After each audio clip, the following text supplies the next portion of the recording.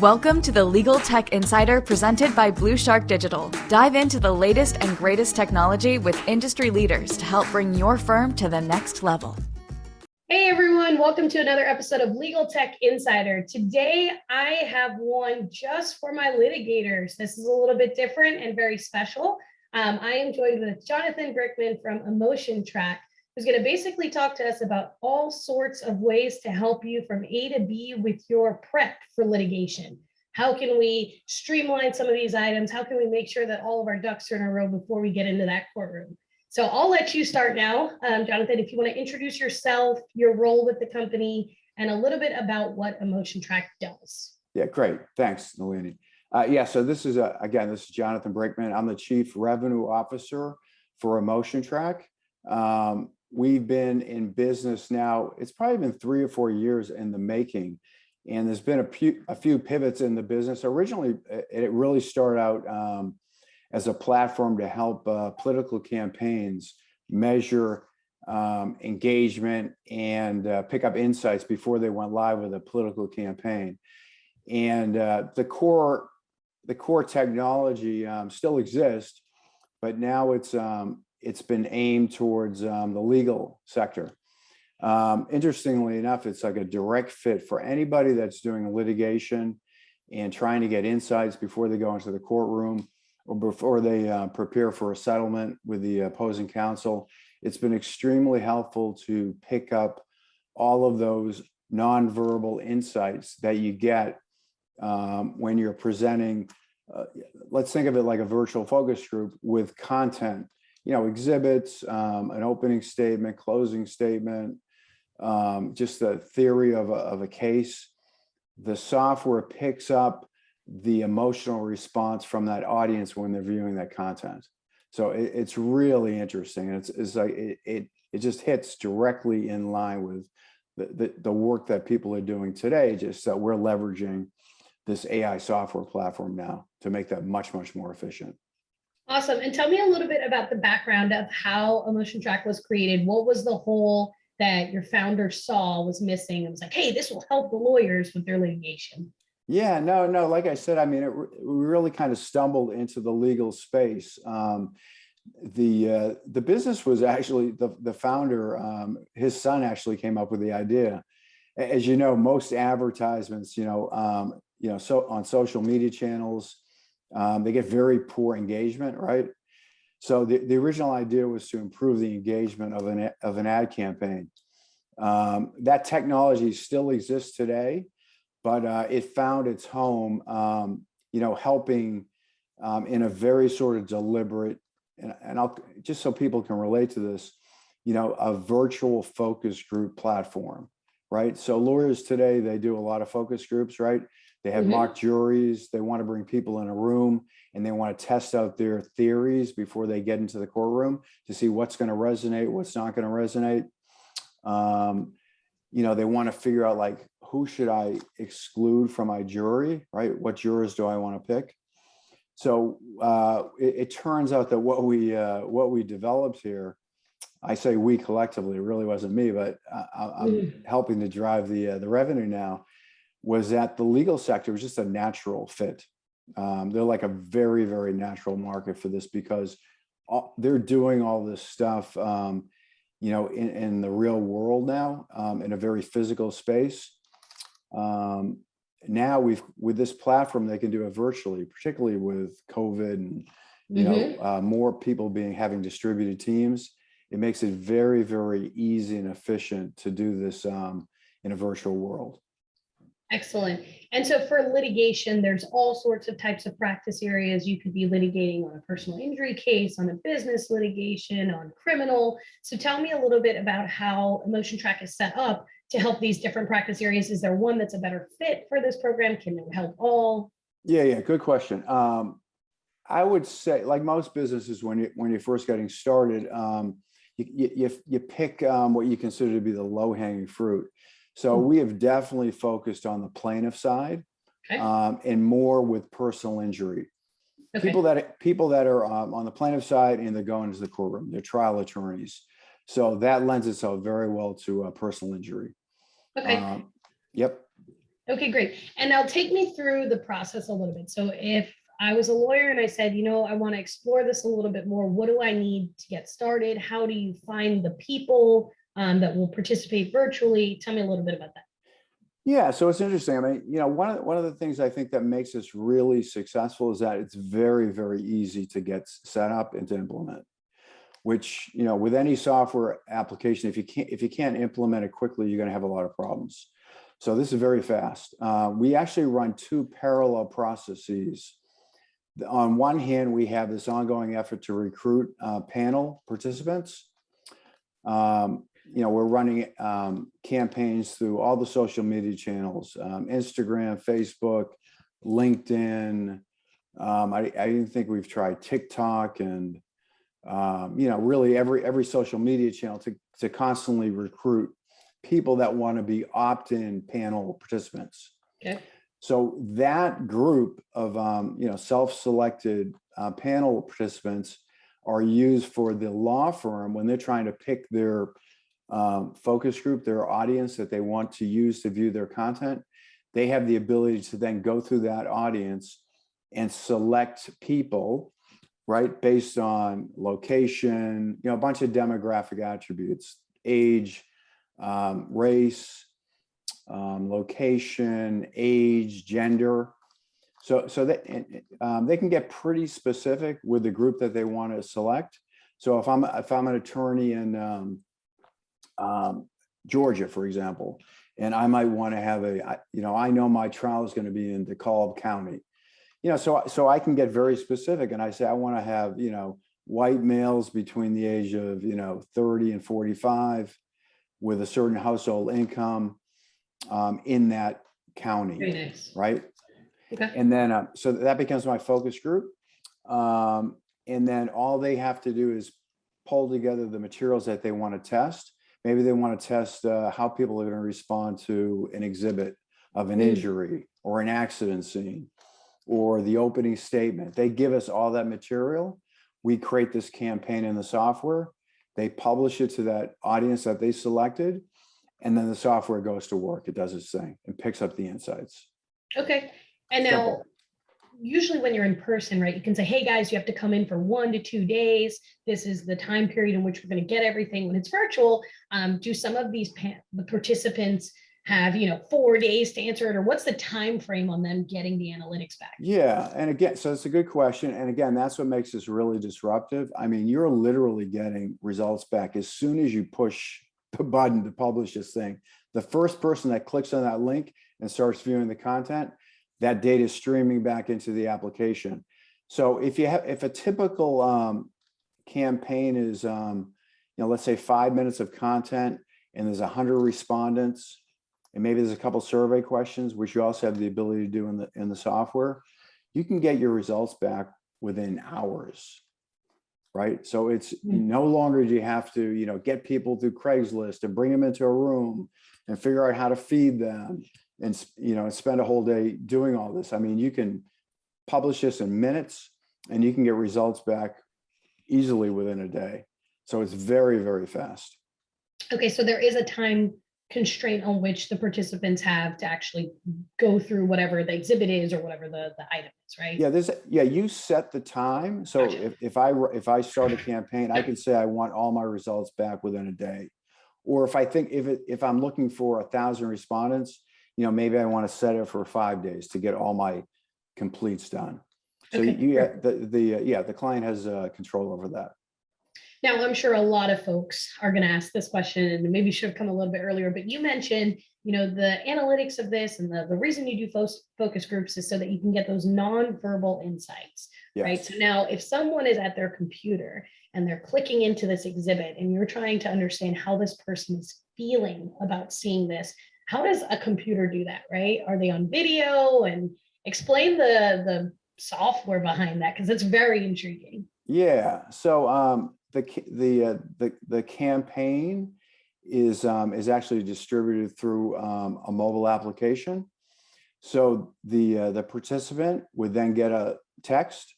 They would click on the link on their smartphone right? So Android, iPhone, they would click on that link, and then when they're set, and the software actually tell you if there's enough light, if you're looking at the Gotcha. at the content, and as soon as you're locked into that, then it starts rolling.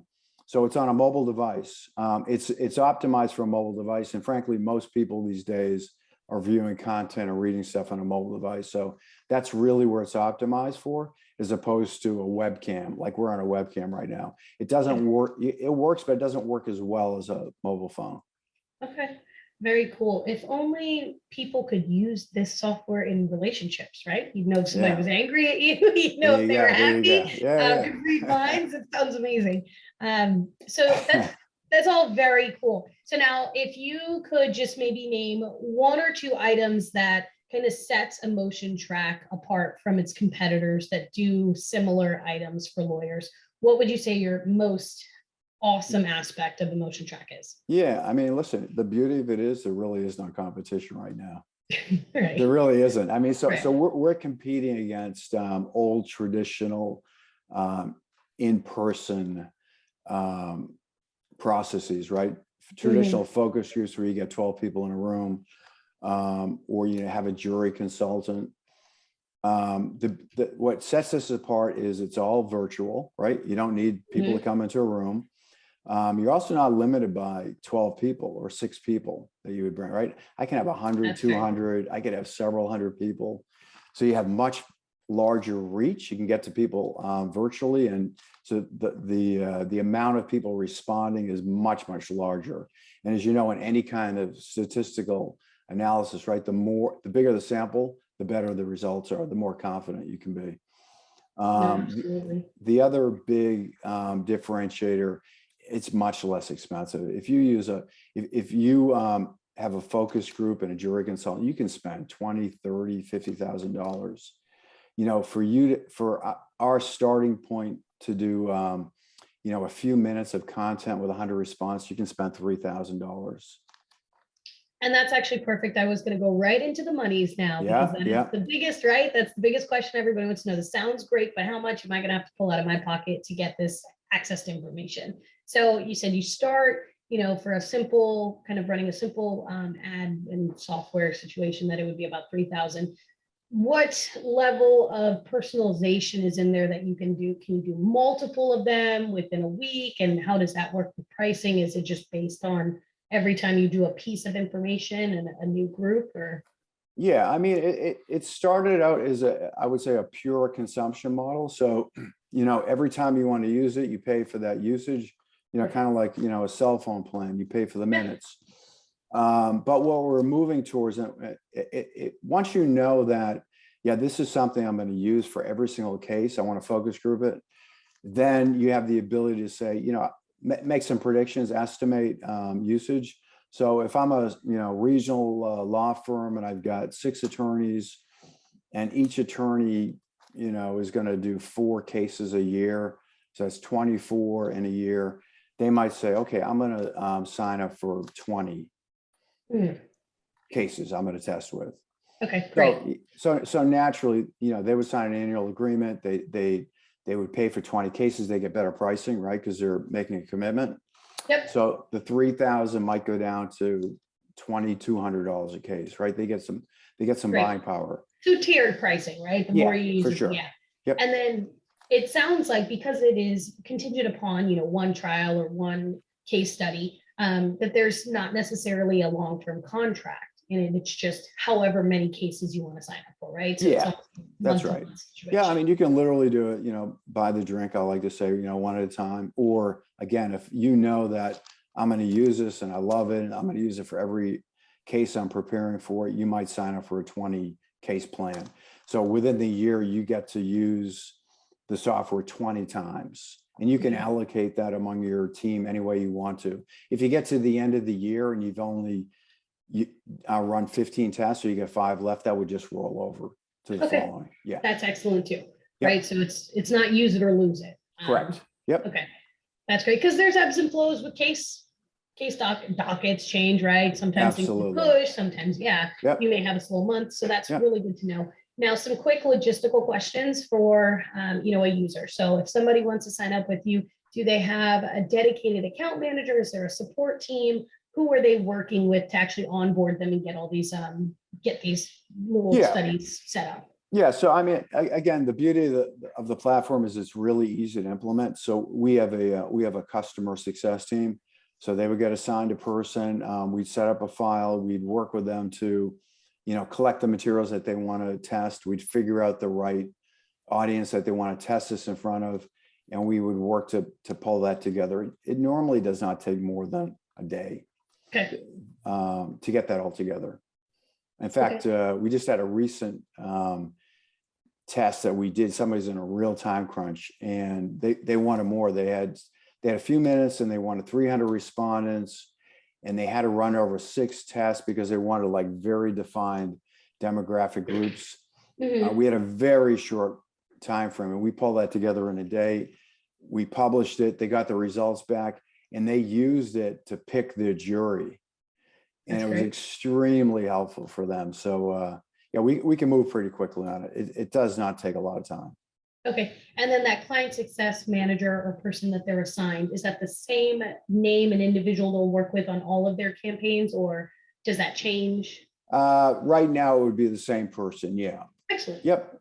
People like that, just to have someone they can know their name, they can call them and say, hey, Jerry, can you do this for me? Because I need it done tomorrow, right? Yeah. You already have that relationship. So absolutely. Yep. That for sure. Okay, excellent. And so we talked about pricing, about the services, and who's going to be, talking to you about the onboarding and how quick the lead time is. Tell me a little bit about a success story that you've had with a client. You just kind of mentioned one, right? Yeah. Where they've been able to do something and see a result as a result of using your software. Yeah, no, that the one I just mentioned really is the most recent example, and it was a tremendous result. I mean, the verdict was $120 million. Excellent. They were in the video that they created to test. They had asked for 80, and they got 120 million. So it was actually, that's great. it was a huge success for them. It was really successful. But the other thing is that they were able to move very quickly before they had to go and pick the jury, and they got the results back very fast. They never would have been able to pull that off with, the old traditional ways of doing it. No way. The traditional having to get people in. Yeah, absolutely. With COVID too, you're right that while this may have been a product that you had that was working anyways, it is just by the nature of where we are right now, it absolutely makes all the sense. Yep. And much more efficient and easier to get done. But so also, I know you said that you guys were not legal to begin with. This product was born for all sorts of different industries. How many law firms are you working with right now? Are you kind of working with people across the country? Do you have that capability? Yeah. It's definitely national. We're working with law firms across the country, and also varying sizes. We've got some large AM Law 100 firms that are using it now. In very different ways, right? Their practice is going to be a lot different than a regional personal injury firm. We've started working with some defense firms as well. So we're going on the defense bar side. We have some interest now also with insurance carriers. They have a lot of volume, right? They do a lot of litigation. So we're starting to work with them as well. We haven't really touched too much on in-house counsel, like corporate counsel, but I would imagine we'll get there at some point. Okay.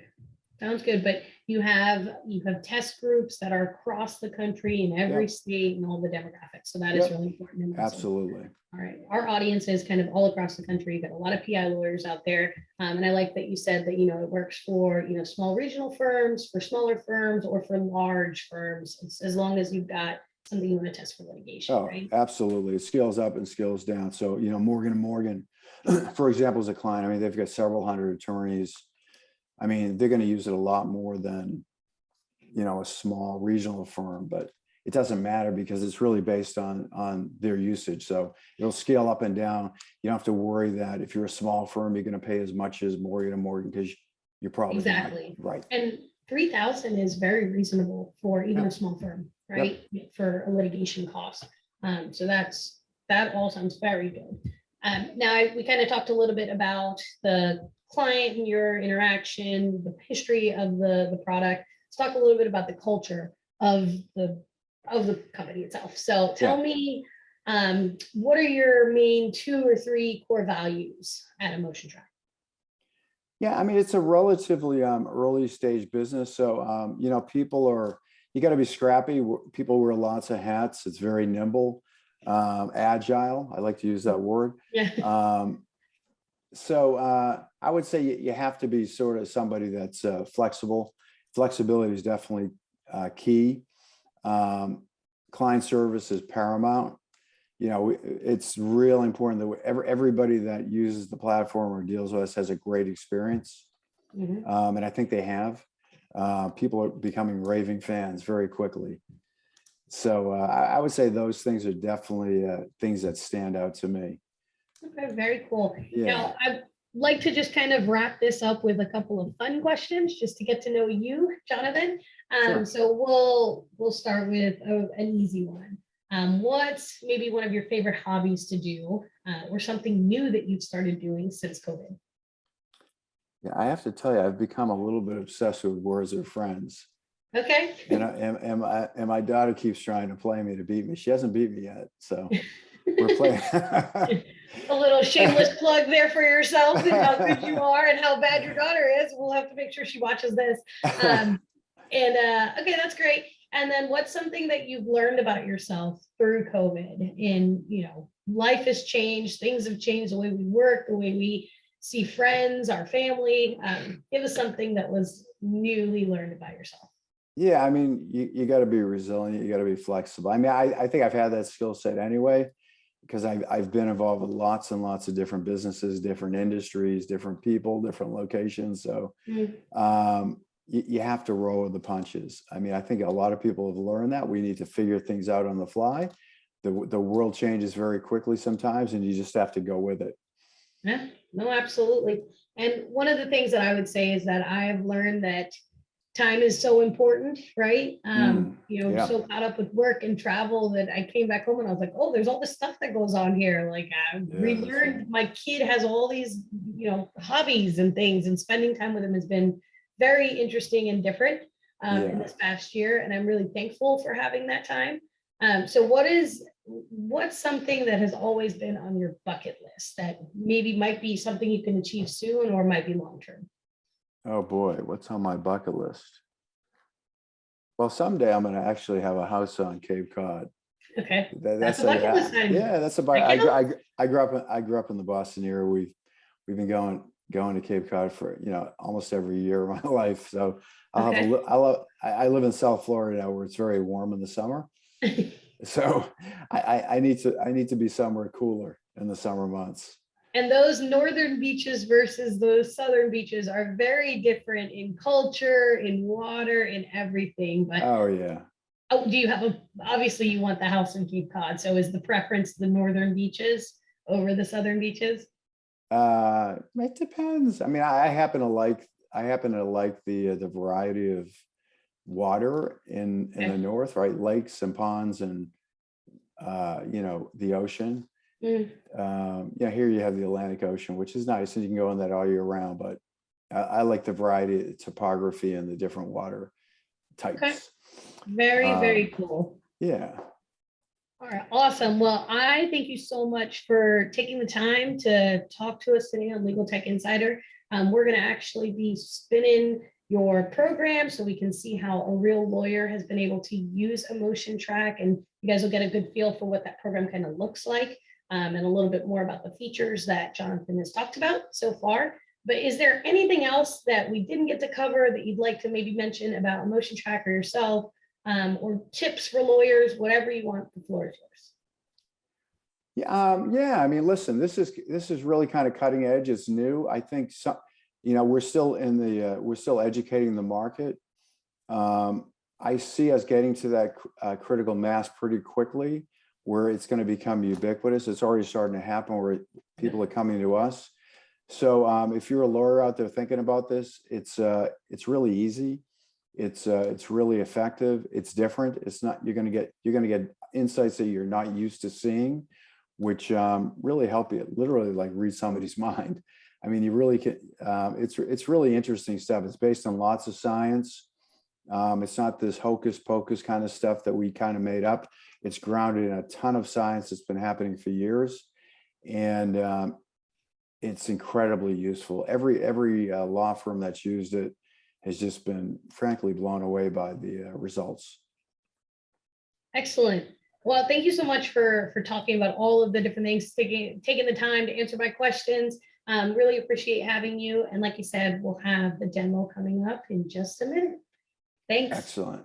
Thanks for joining us for this week's episode of the Legal Tech Insider. Don't forget to stay tuned for new episodes and fresh insights by subscribing to our show on all of your favorite streaming platforms.